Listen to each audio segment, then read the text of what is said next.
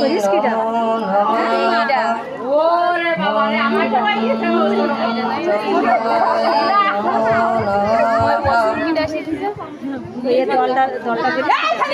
কেউ বিশৃঙ্খলা সৃষ্টি করবেন না, চুপ থাকুন। সমস্ত বিশ্বে কোনো প্রাণী বধ করতে না পারে এই মরণই তবে দিন। নারীর নাম তো তুমি বললে না? নারী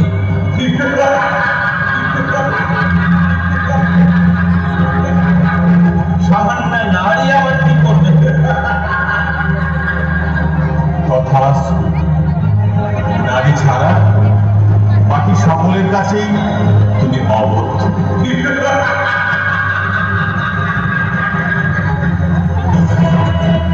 এরপর মহিষাসুর স্বর্গ অধিকার করে এবং স্বর্গ মর্ত পাতাল ধরে চলতে থাকে অকথ্য অত্যাচার। মহিষীদের তপস্যা এবং মহিষাসুরের অত্যাচারের কথা শুনে রুদ্র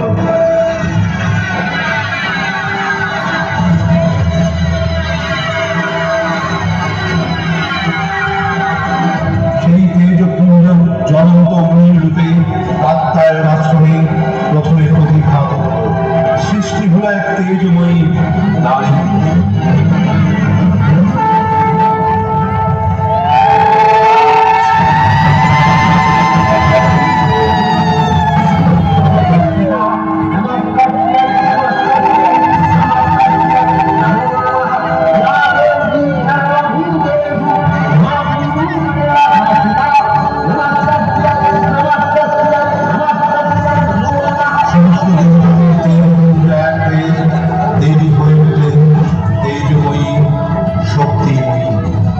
এরপর সমস্ত দেবতারা দেবীকে সজ্জিত করলেন নানা আয়ুধে। যাত্রা শুরু করলেন দেবী দুর্গা। দেবীর ভয়ঙ্কর নাদে কেঁপে উঠল ধরিত্রী। শক্তির অহংকারে নবমত্ত মহিষাসুর এগিয়ে এলেন যুদ্ধ করতে।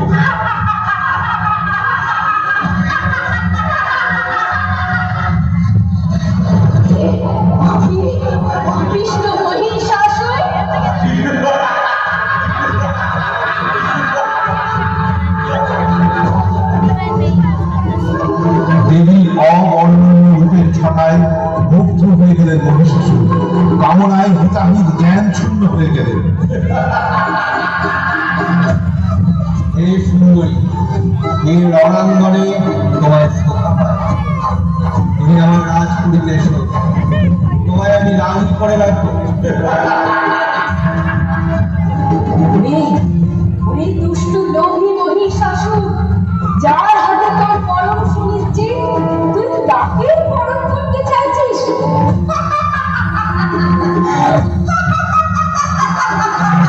কিন্তু আমার ত্রিলোক বিজয়ী মহিষাসুর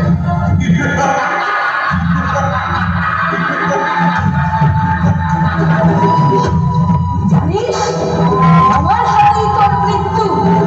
পাপের কলস পূর্ণ হয়েছে তোর, এ ধরায় বেঁচে থাকার সময়ও তাই পূর্ণ হয়েছে তোর। এক সামান্য নারী ভয় দেখায় ত্রিলোক বিজয়ী মহিষাসুরকে।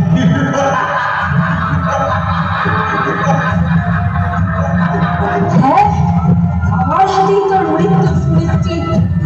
ঝড় তোর শিয়রে, মৃত্যুর জন্য প্রস্তুত হ তুই।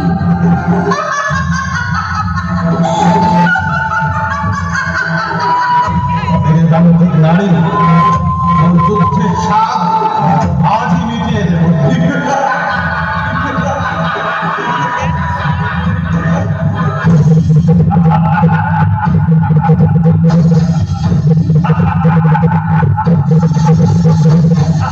ঘরে ঘরে রূপ পরিবর্তন করে যুদ্ধ করতে থাকে মহিষাসুর।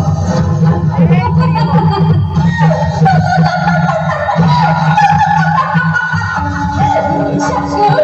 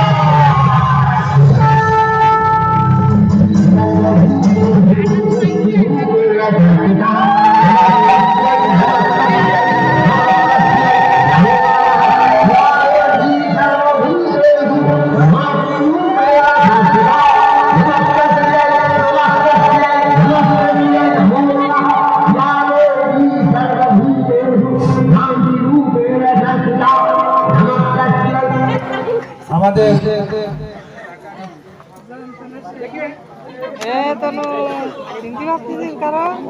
একটু দিয়ে দাঁড়িয়ে খাইনি তো না এর মতো না